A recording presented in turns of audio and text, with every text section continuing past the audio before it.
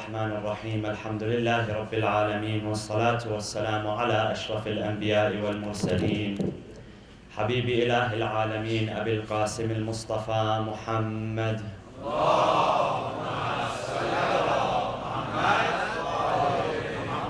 وعلى آل بيته الطيبين الطاهرين المعصومين المنتجبين صلى الله وسلم عليك يا رسول الله صلى الله وسلم عليك يا أبا عبد الله يا رحمة الله الواسعة ويا باب نجاة الأمة يا ليتنا كنا معكم سيدي فنفوز فوزا عظيما. أعوذ بالله من الشيطان الرجيم. بسم الله الرحمن الرحيم.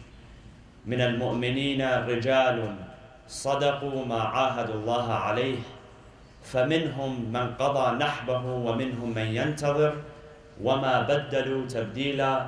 صدق الله العلي العظيم. وصلوا على محمد وآل محمد. اللهم صل على محمد وآل محمد. If we were to condense the message of Ashura into one sentence, it would have to be reflective of one of the most important statements that Imam Hussein alayhi salam made when he left the city of Mecca on his way to the city of Kufa.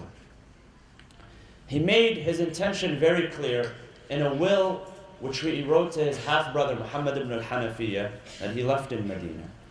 That I did not leave, and all of us know the famous statement of Imam Hussein, that I did not rise in greed of power, I did not rise in greed of fame, I did not rise for useless or futile reasons. Nay, I did so إنما خرجت لطلب الإصلاح في أمة جدي. I did so in order to seek reform in the nation of my grandfather. This key word here, Islah, reform. This is what Imam Hussein alayhi salam saw. Now what makes him different than others? Because across the centuries, across the decades, across countries, across boundaries, people have risen. People have revolted. They have rebelled, also in the name of reforms as well. Some in the name of political reforms. You look at the French Revolution, for instance. Truly a revolution because it changed the governmental system completely in France. You look at other revolutions which took place in Asia and Africa and the Middle East. Economic reform, political reform, educational reform. People seek reform. Even here in the United States, when it comes to election time, one of the hallmarks, one of the slogans of a candidate who is presenting himself for the first time is reform. Economic reform. The economy is in shambles. We need to fix it through reform. Islah. What was the kind of reform which Imam Hussein alayhi salam was trying to seek? Was it economic reform? Or was it political reform? Some people will limit the revolution of Imam Hussein alayhi salam to political reform. They'll say, when I say some people, I mean Muslims, Muslim scholars. They'll say that it was nothing more than a struggle between Yazid ibn Muawiyah and Hussein bin Ali. It was a political struggle. There needed to be political reform, and it was a failure. What kind of reform was Imam Hussein alayhi salam seeking? Was it educational reform? Look at the state of the ummah at the time. Look at the state of education and intellect at the time. Imam Hussein tells the people of Basra that you have already seen that the sunnah of the Prophet, the Quran and the sunnah of the Prophet have been completely obliterated. The meaning of the Quran has been completely forgotten.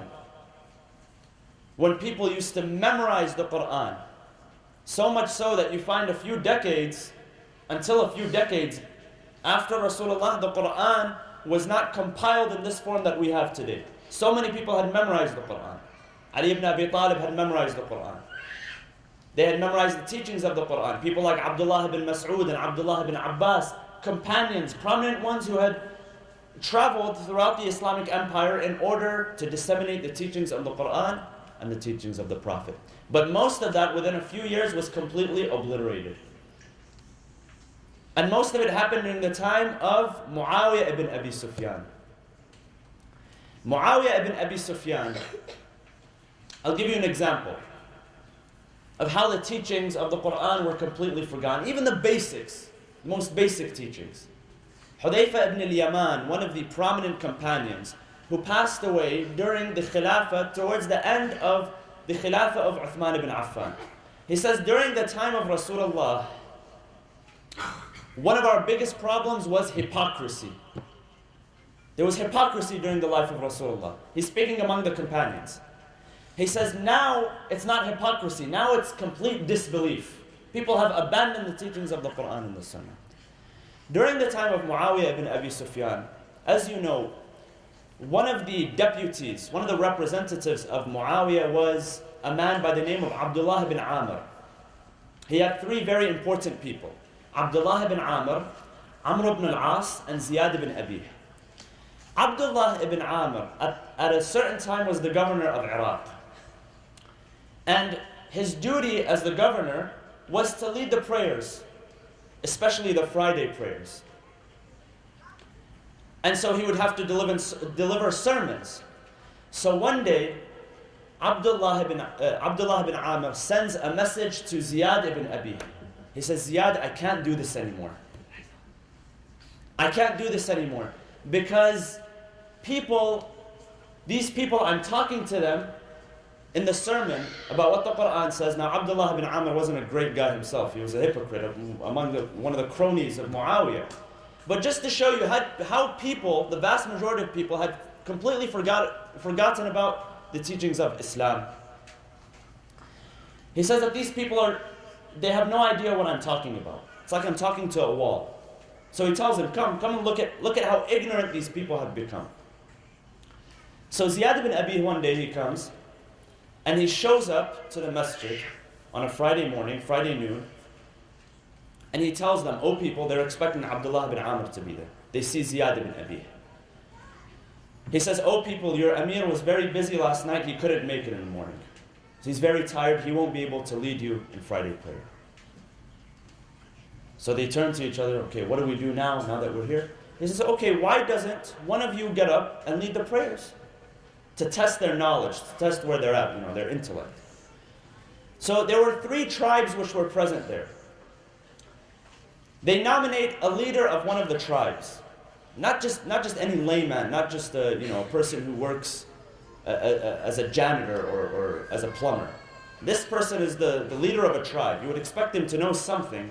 This reflects the ignorance which was prevalent at the time. So he gets up, they nominate him, and he stands up in front of the people, and he begins his khutbah.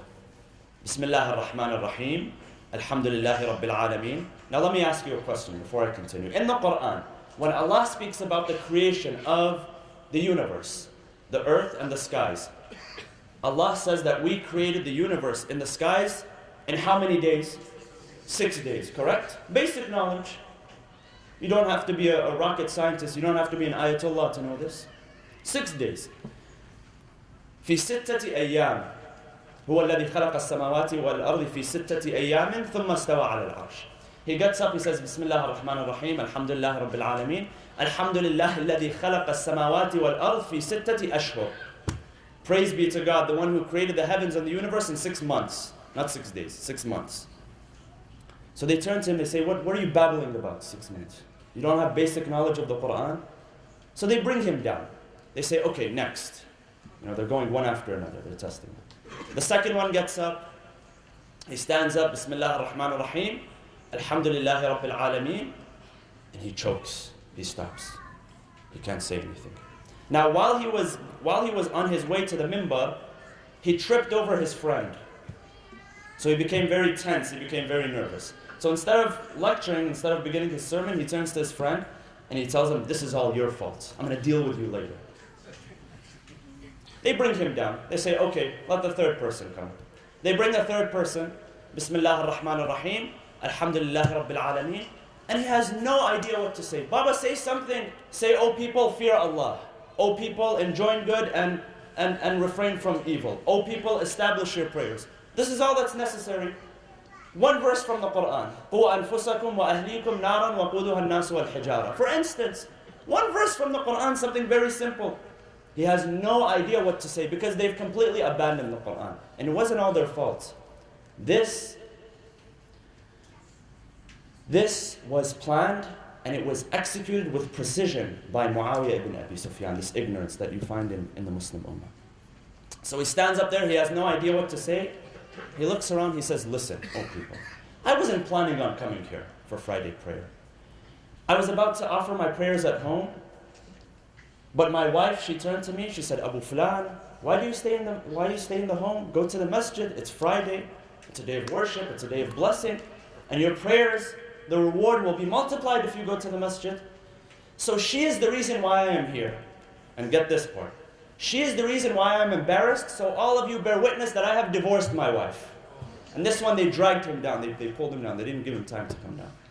Ignorance, complete ignorance, because the Quran means nothing, the Sunnah means nothing, it's completely obliterated. So education needed reform. But is this what Imam Hussein alayhi salam spilled his blood for? More important than politics, and more important than the economy, and more important than healthcare, and more important than education, more important than all of that is character. Character was completely missing. Morality was completely missing. Ethics were completely missing. This was the problem. When Imam Hussein alayhi salam says, إِنَّمَا خَرَجْتُ لطلب الإصلاح في أمة جدي محمد صلى الله عليه وآله وسلم.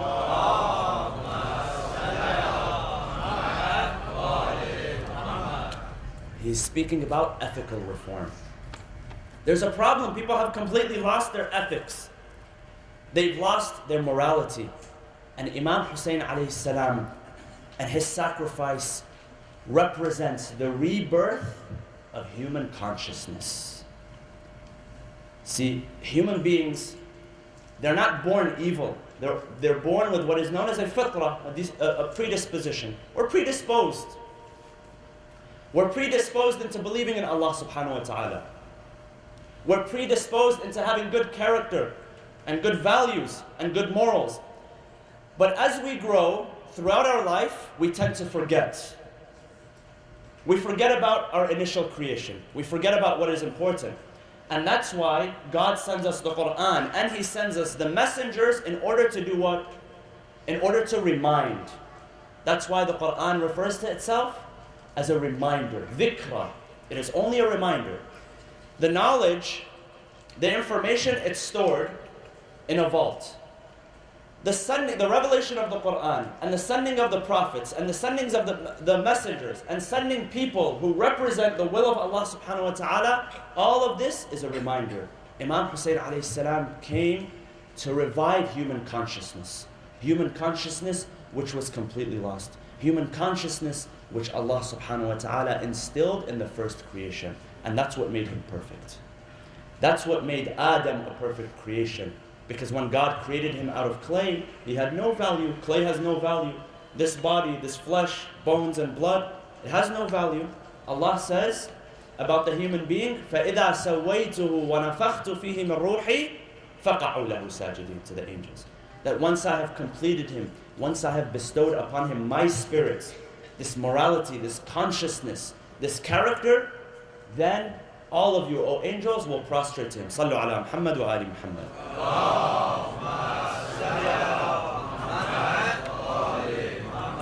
Now, there's a few points to take into consideration.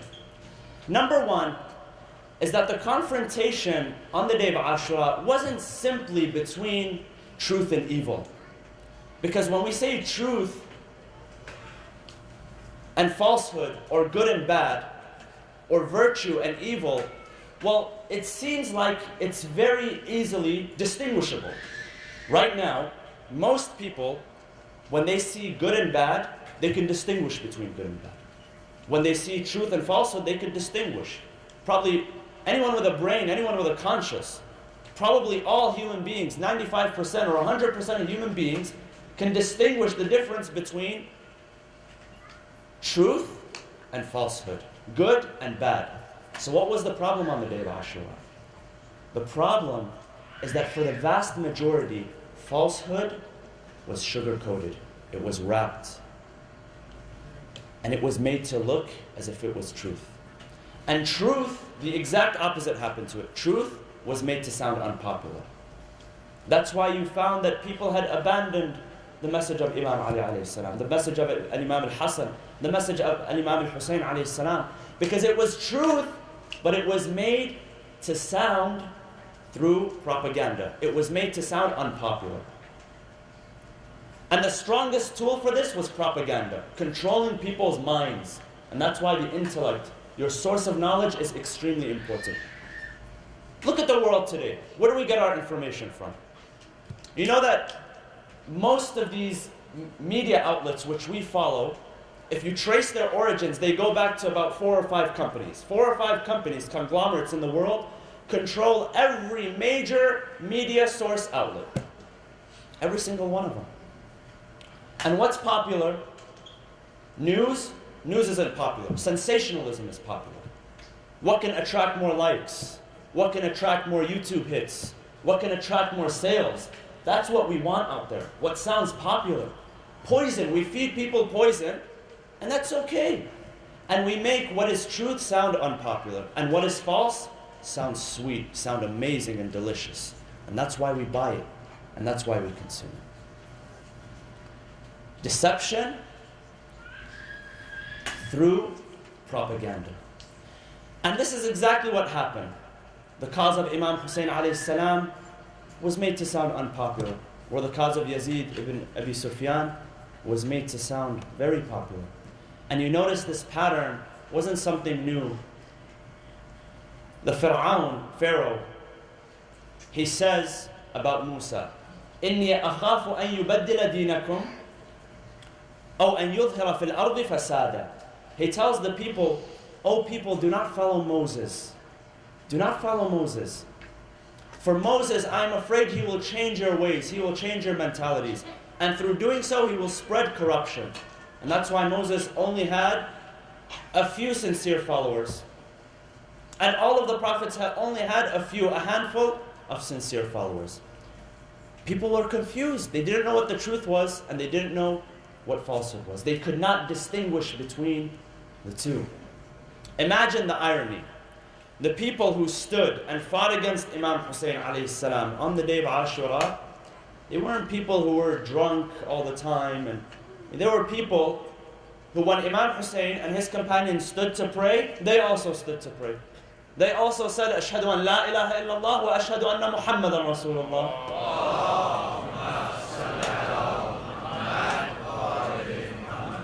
Extremely ironic, but that's the state of things. When truth is abandoned and when falsehood is made a priority. And this is why Imam Hussein alayhi salam says, أَلَا تَرَوْنَ أَنَّ الْحَقَّ لَا يُعْمَلَ بِهِ وَالْبَاطِلَ لَا يُتَنَاهَى عَنْهُ. Don't you see the irony here?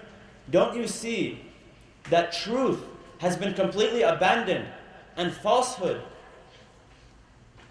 has been made a habit? It has been established as a norm, as a normal practice, a sunnah. Don't you see this irony? The same people who fought against Imam Hussein, they stood and they offered their prayers. It was nothing to them. It was nothing to them because at that time, truth was unpopular. No one wanted to support the truth. That's why they were able to wreak havoc. That's why they were able to do what they wanted. Likewise with the prophets of Banu Israel. Banu Israel would execute their prophets. They would behead them, and then they would go back to the market and conduct their business.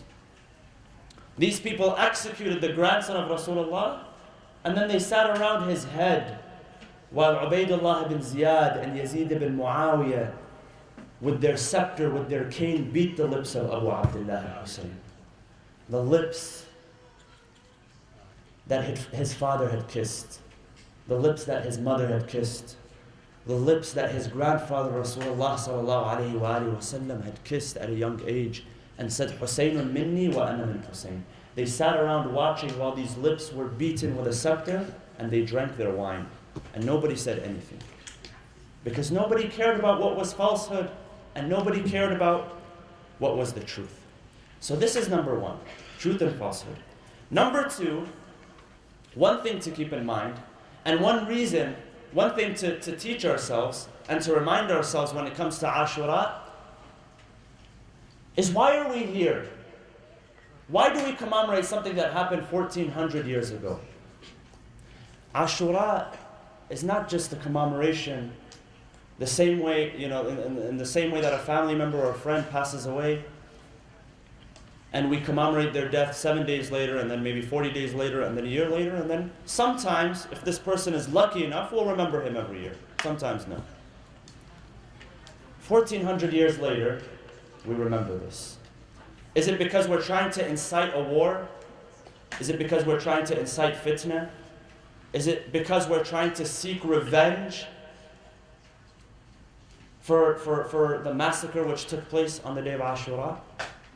It's not for that. A lot of people, they say, why do you even mention what happened? This is a civil war. In civil wars, we shouldn't even talk about them. They're completely taboo. Why bring up a problem which does not exist? Why bring up a problem which existed 1400 years ago? The reason why we bring up this problem is because we are living the civil war today. We are living the conflict today within ourselves and with the enemies of Allah subhanahu wa ta'ala. Some people say it's completely useless to mention the civil wars which took place. It's completely useless to say who was right and who was wrong, who was righteous, who was victorious, and who was evil, who we should condemn. And they cite verses from the Quran, such as the verse which says, and it's repeated twice in the Quran, Bismillah ar-Rahman ar-Rahim, تِلْكَ أُمَّةٌ قَدْ خَلَتْ لَهَا مَا كَسَبَتْ وَلَكُمْ مَا كَسَبْتُمْ وَلَا تُسْأَلُونَ عَمَّا كَانُوا يَعْمَلُونَ. That is a nation which is past. They have their deeds, and you have their deeds, and you won't be responsible for their deeds. Sounds nice, right? What do you have to do with Yazid? Yazid did evil. Some people suggest, among the Muslims, they say, no, Yazid and Imam Hussein are both in the heaven together right now. You don't know. Because Rasulullah said that, and they bring these ahadith, just, you know what, when you try to prove a point, you'll go and you'll look in the worst places. You'll go and look in the gutter in order to prove a point. And this is what they do. Some random hadith, we don't even know whether it is true or not, that Yazid said, those who are the first to participate in the invasion of Constantinople, they will be forgiven. And it's said that Yazid and Hussein were together in the invasion of Constantinople. So Yazid is forgiven. Let's know this. He beat the lips of Imam Hussein with his scepter and he poured wine on it, but he's forgiven. He's in heaven. We shouldn't talk about them. We have bigger problems to worry about. This is complete ignorance of what the Quran says.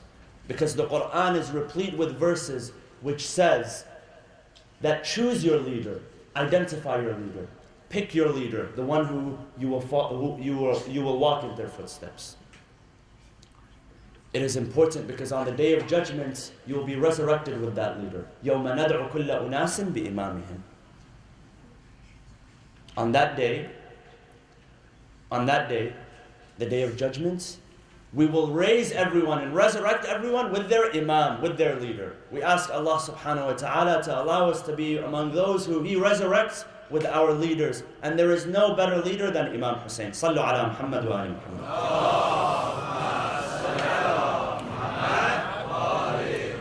They say it is counterproductive when it comes to unity between Muslims. It is not counterproductive when it comes to unity between Muslims. Unity, proper, successful unity, is achieved under the truth. We do not unite when there is falsehood. There is no way that you can expect me to unite under an umbrella where there is Ali and Muawiyah. It does not happen. Let's not fool ourselves and let's not fool anyone else. Ali and Muawiyah are not found under the same umbrella, and Hussein and Yazid are not found under the same umbrella. This is why Imam Hussein alayhi salam says that you ask me for allegiance, you want me to pledge allegiance to Yazid? He says, إِنَّ يَزِيدًا رَجُلٌ فَاسِقٌ فَاجِرٌ شَارِبٌ لِلْخُمُورِ راكب للفجور قاتل للنفس المحترمة. He's a man who is licentious, he's deviant, he's drunk. He plays with monkeys and he follows his own desires. This is the key word. وَمِثْلِي لَا يُبَايِعُ مِثْلَهُ. A person of my nature does not pledge allegiance to a person of his nature. The nature, it doesn't happen. Not that this does not happen. This is not what Allah subhanahu wa ta'ala has ordained. يَوْمَ نَدْعُ كُلَّ أُنَاسٍ بِإِمَامِهِمْ. On that day we will resurrect each person with their imam, with their leader. And we will only achieve successful unity when we unite under the correct causes. Sallu ala Muhammad wa ali Muhammad.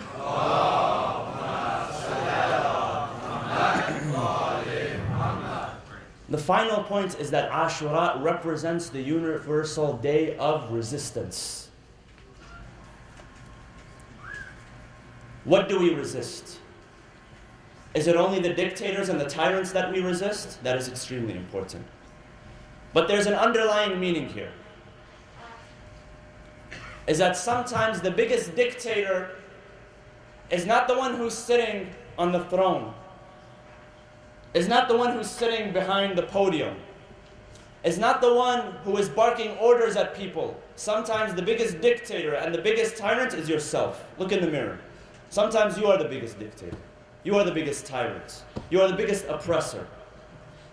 And that's why the Quran constantly reminds us, وَمَا ظَلَمْنَاهُمْ وَلَكِنْ كَانُوا أَنفُسَهُمْ يَظْلِمُونَ.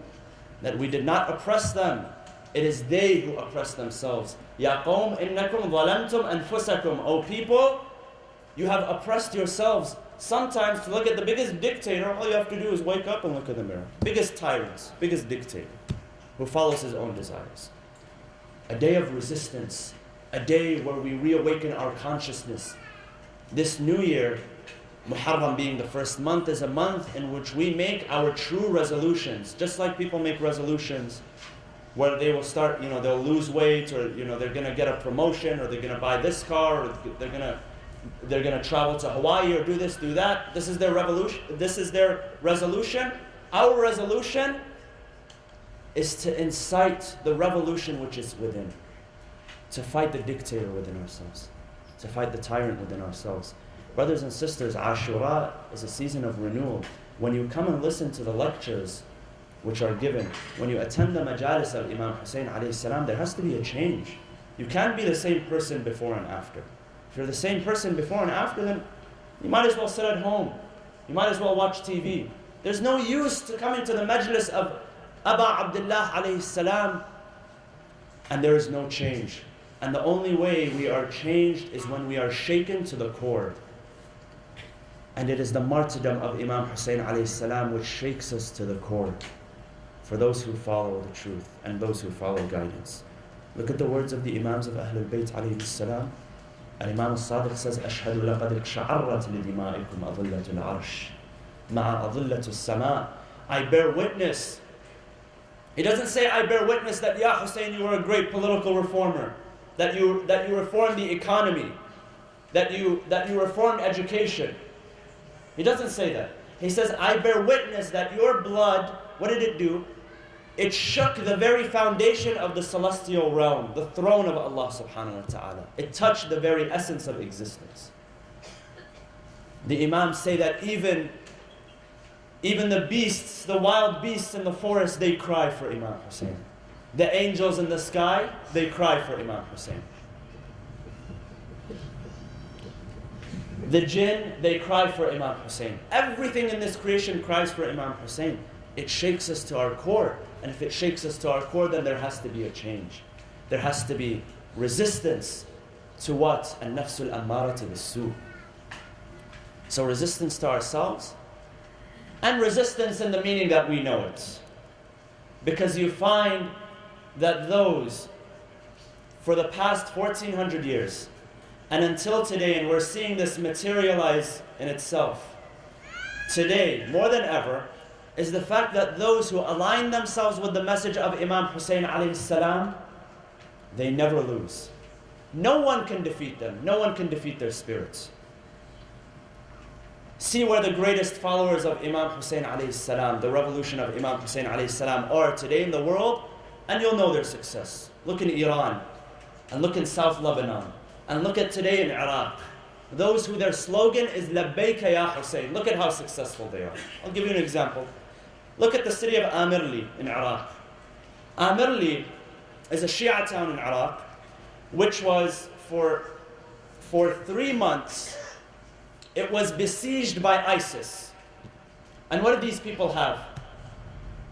Did they have the T-72 tanks or the AC-130 in the air, or the latest rocket launchers, or the Predator drone that shoots missiles from the sky? What did they have? They were farmers. There were people who are poor. There were people who barely had pistols.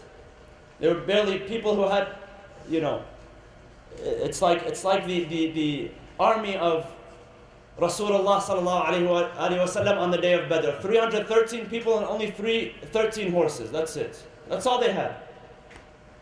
But what was their slogan? Their slogan was Labbayka ya Hussein.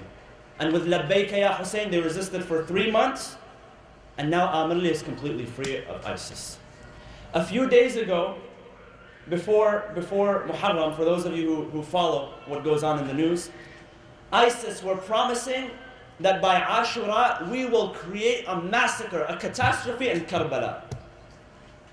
Not only did they not even come close to Karbala, they lost Jurf al-Sakhar, which was one of the most strategic towns, which comes to the south. If you have complete control of Jurf al-Sakhar, you have direct access to Karbala. It's only a few kilometers away from Karbala. They lost that as well. Because the people who are defending, their slogan is Labbayka ya Hussein. Yes, they are up in arms, but what guarantees their success is not their arms, because Al-Mosul was full of arms. The second largest city in Iraq, it's full of arms. People could have resisted, but they did not have the spirit of resistance of Imam Hussein alayhi salam. Labbayka ya Hussein. This is what fuels us. This is what fuels our armies. This is what fuels our soldiers. And this is what is going to guarantee our success into the future, brothers and sisters. It's not how many lobbyists we have in the government. We may have lobbyists. It's not how many books we have. It's not how many professors we have. It's not how much money we have. It's not how much businesses we have. All of that comes second. If there is that, but there is no slogan of Labbayka ya Hussein, none of it will matter. None of it will matter. And this is the slogan of the 313. What do you think their slogan is? Those who will rise to establish the order of Allah subhanahu wa ta'ala on earth, and the Imam himself leading them. His slogan, Ya li tharat al-Hussein. We recall the tragedy, and this tragedy, although it makes us weak on the inside, but it is when we are weakest on the inside that we find strength in ourselves. We find the strength to be resilient. We find the strength to retaliate. Brothers and sisters, Ashura should teach us something. We should learn something. Truly, if you don't learn anything, then you are at loss. We need to equip ourselves with the spirit of revolution. We need to equip ourselves with the slogan of Labbayka ya Hussein, Sallu ala Muhammad wa ali Muhammad.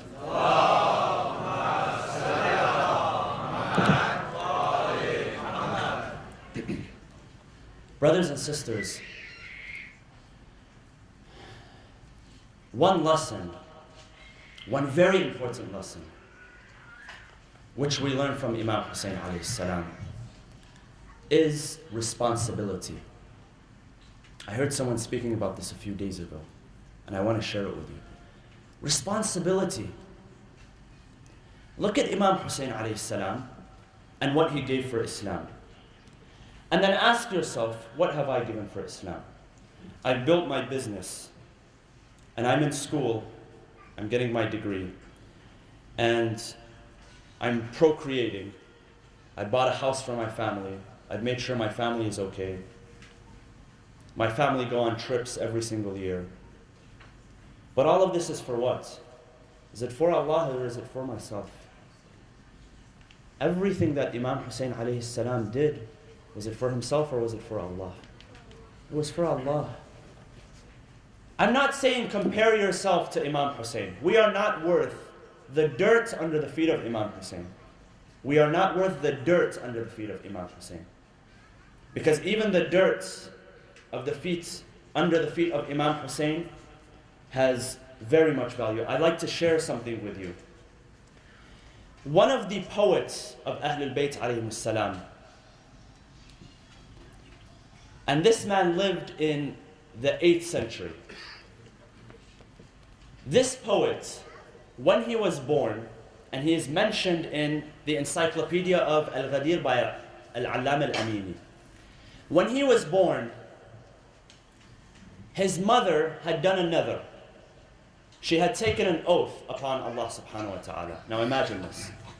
She wasn't having children, so she said the following. She said, "Oh Allah, I take an oath upon myself that if you bless me with a child, I will raise him to be what?" This is a poet of Imam Hussein. Here's the twist. She says, "I will raise him to be a pirate, a thief, one who stands in the way of the path of the ziyarah of Imam Hussein, and when he sees people, he robs them and he loots them and he kills them."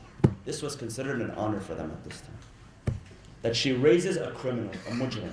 They used to seek proximity to Allah subhanahu wa ta'ala through these merciless acts. And history repeats itself. People who seek today proximity to Allah subhanahu wa ta'ala by attacking civilians. Civilians who have nothing in their name except for the love of Imam Hussein alayhi salam. So she makes an oath with Allah. She says, "Oh Allah, if you give me this son, I will raise him to be a thief. I will raise him to be a murderer." Now God blesses her with a son. He is born. She raises him to be a thief and a murderer.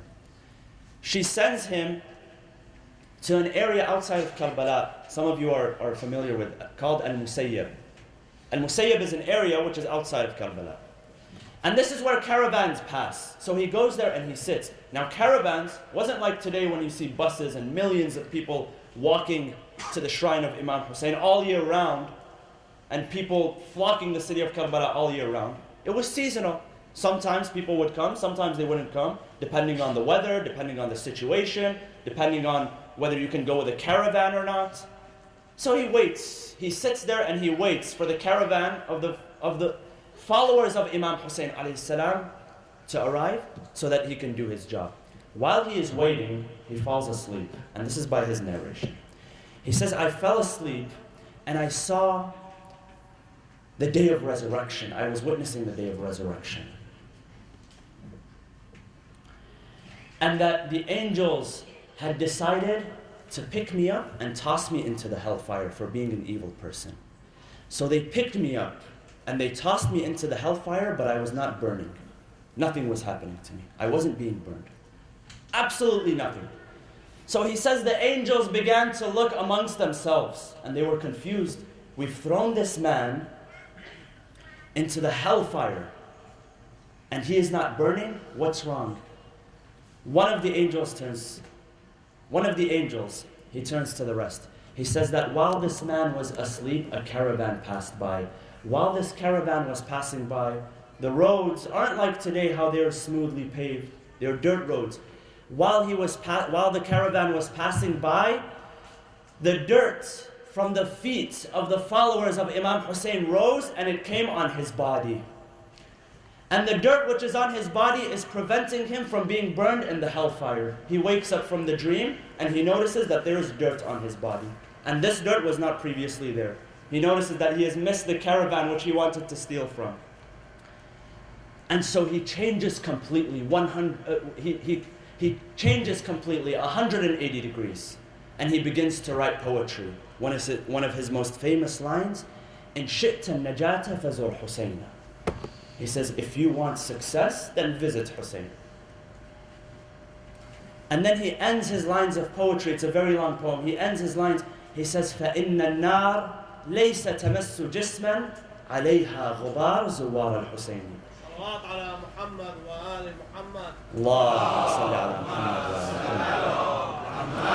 وآل محمد. For the fire does not touch a body which has been covered by the dirt from the feet of the visitors of Imam Hussein alayhi salam. And he goes on to become one of the greatest writers, composers of poetry for the school of thought of Ahlul Bayt. This is the dirt from the feet of the companions. Imagine the Imam.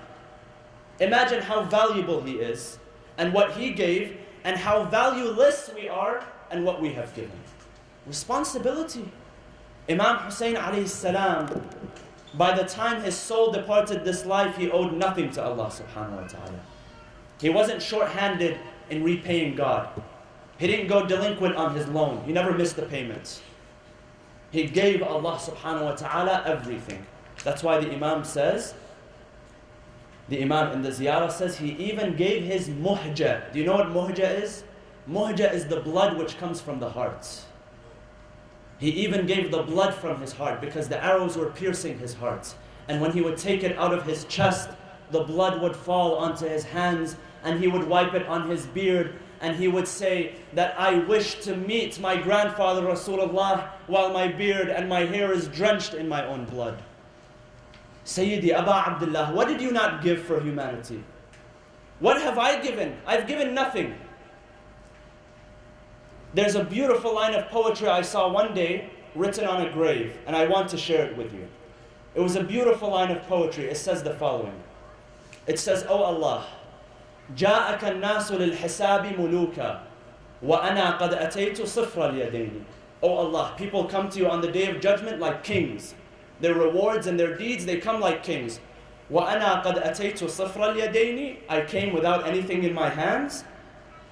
لا صلاتي ولا صيامي يجدي. لا صلاتي ولا صيامي يجدي. My prayers and my fasting do not help, they do not benefit me. كل زادي إليك حب الحسين. صلوا على محمد وآل محمد. My prayers and my fasting are valueless. The only thing I have which is of value is my love for Hussein. That's it. I can tell you, brothers and sisters, I'm standing amongst you right now, and I can tell you out of conviction, I don't look forward to my fasting and my prayers. I don't look forward to it being put on the mizan of my a'mal, on the scale. But I do look forward to my love of Imam Hussein alayhi salam. That's all I have. Me personally, that's all I have. كل زادي إليك حب الحسين. Brothers and sisters, Imam Hussein alayhi salam gave everything. He gave his brothers. I mean, just imagine a brother like Abu al-Fadl al-Abbas alayhi salam. When no one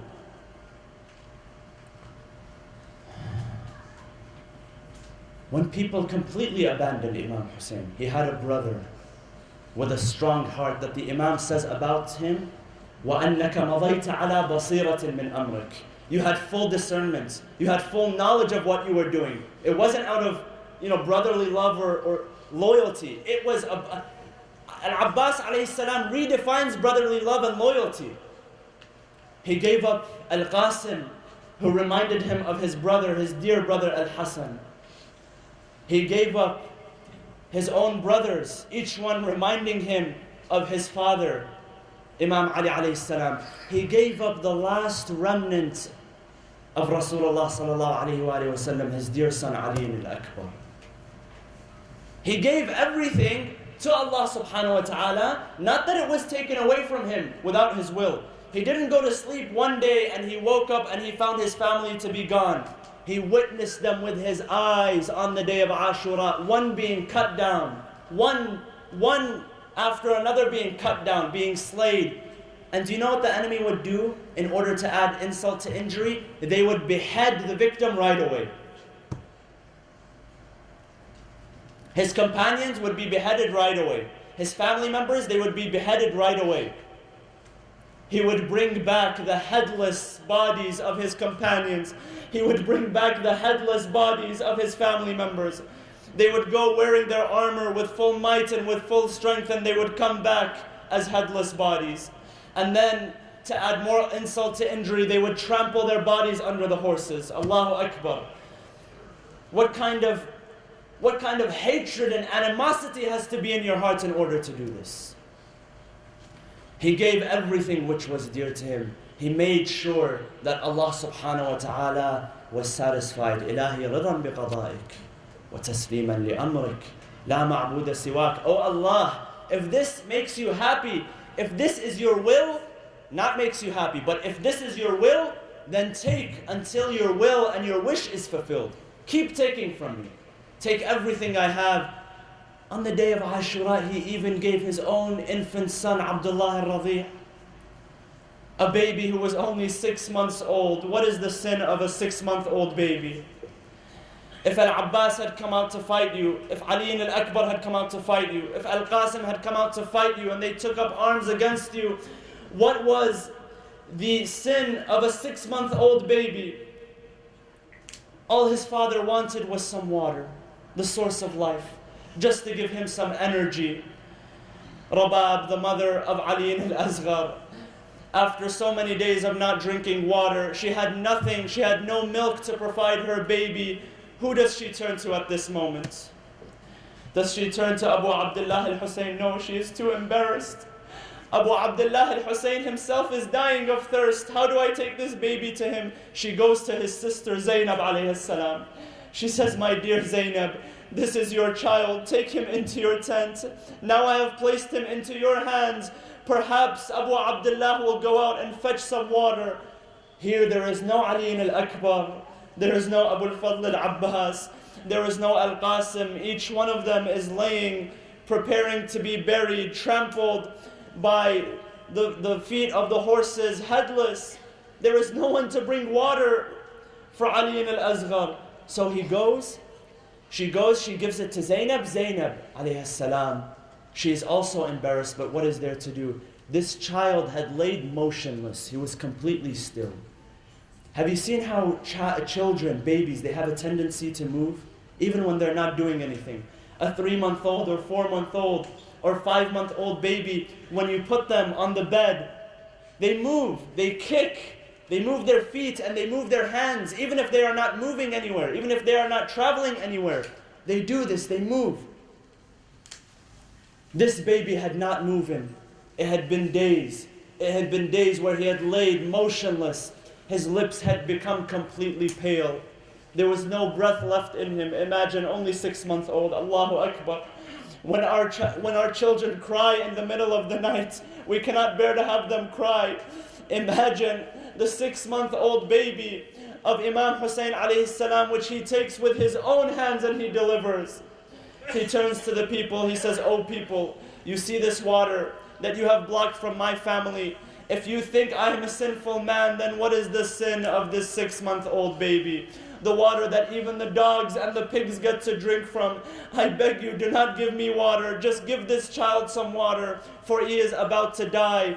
At this moment, brothers and sisters, there was complete division in the army of Umar ibn Sa'ad. No one had created division like this baby. Because half of them were saying, "Uqtulu Ahl al-Bayt, kill the Ahl al-Bayt, annihilate every single one of them."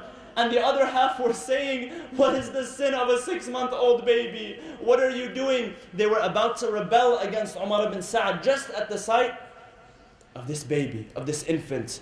At that point, Ya mu'mineen, Umar ibn Sa'ad, he turns to Harmala ibn Kahil. He says, "Ya Harmala, iqta' niza' al-qawm." He says, "I want you to end the discussion between the people." As Imam Hussein alayhi salam is holding Abdullah al-Radi' in front of them, for a moment, some wind passes by and it removes the cloth which is protecting his neck. He gets a clear shot at the neck of Ali al-Asghar. He points his bow and arrow. He shoots the arrow and it falls into the neck of Ali al-Asghar. And that moment, after many days of not moving, Ali al-Asghar breaks free and he begins to move. He thinks that he is being fed water. Some scholars, the way that they describe how Ali al-Asghar was moving is like a fish when it is taken out of water. The way it begins to flap left and right, the way that it is holding on to its last moments of life. This was the case with Ali al-Asghar. Imam Hussein alayhi salam, he fills his hand with the blood of Ali al-Asghar. He throws it towards the sky. Al-Imam al-Baqir alayhi salam narrates, he said, not a single drop of that blood came back to earth. Sayyidi Aba Abdullah, what have you lost and what have we lost? He takes his child back to Zainab alayhi salam. He is so embarrassed. He does not know what to do. Sukaina comes out and she runs to her father. She says, my dear father, she was in hopes that they had given him water and that possibly they had brought back some extra water for her to drink. She says, where is my baby brother Ali al-Asghar? When he shows her this little baby with the arrow in his neck, they fall down.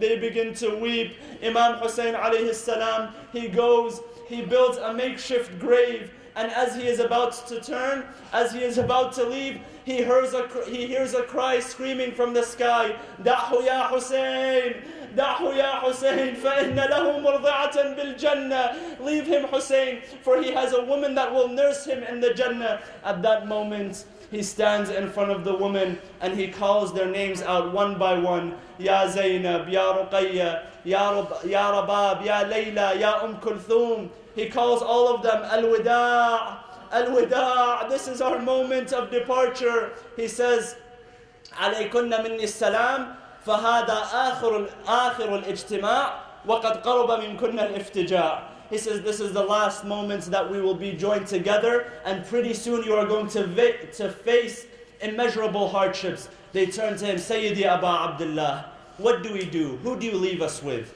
How do you leave us alone by ourselves? We are only women and children. Imam Hussein alayhi salam says the following. He says, Inna Allah hadi kunna wa hafidhukunna.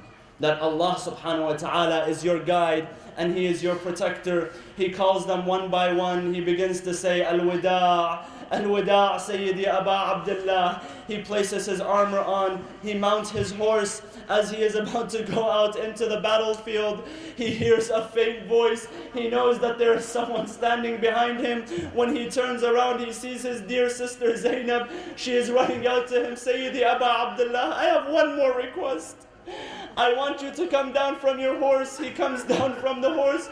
She says to him, Hilli azrar ad-dira'. I want you to open your collar which is covering your neck. Once he undoes his collar, he exposes his neck. She takes him and she kisses him in his neck. She turns to Medina and she addresses her mother. Ummah ya Fatima, I have done what you have asked me to do. I have returned the amana. I have kissed Imam Hussein on the very place that he will be beheaded. Inna lillah wa inna ilayhi raji'un. وسيعلم الذين ظلموا أي منقلب ينقلبون والعاقبة للمتقين. Brothers and sisters, please stay put because we will have the English lamentation inshallah. Let us raise our hands and do a short dua. أعوذ بالله من الشيطان الرجيم. بسم الله الرحمن الرحيم. اللهم اغفر للمؤمنين والمؤمنات والمسلمين والمسلمات الأحياء منهم والأموات. تابع بيننا وبينهم بالخيرات. إنك مجيب الدعوات، إنك قاضي الحاجات، إنك على كل شيء قدير برحمتك يا أرحم الراحمين. وصلى الله وسلم على سيدنا محمد وعلى آل بيته الطيبين الطاهرين.